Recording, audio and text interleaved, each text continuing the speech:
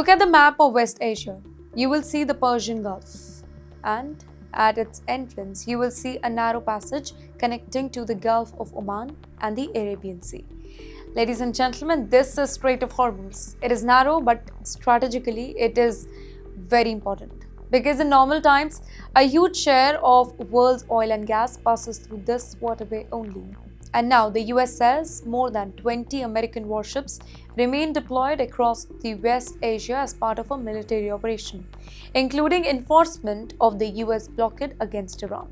According to the US Central Command statement cited in the reports, American forces had redirected 55 commercial vessels, disabled 2 and boarded 2.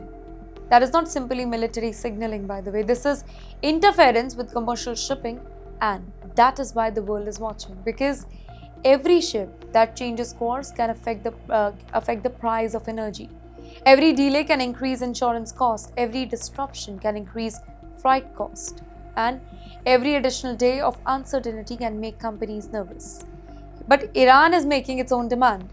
Iran says Strait will not reopen unless the US meets several conditions: compensation, an end to sanction, and an end to military threats with removal of naval blockade and the release of frozen Iranian assets. Well, Iran is also working on arrangements for alternative shipping lanes with Oman, and this is according to the reports.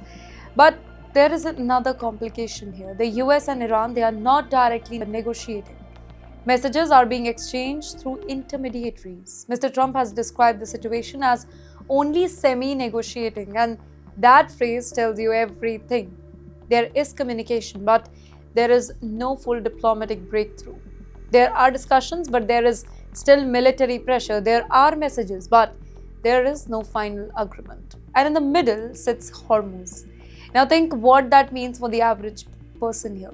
You may never have heard of Strait of Hormuz before this conflict. But if you drive a car, fly on an aircraft, run a factory, maybe work for a tech company, invest in stocks, depend on global trade, Hormuz matters to you.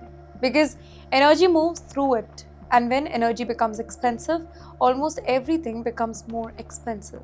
Transport, manufacturing, air travel, data centers, food, logistics, everything.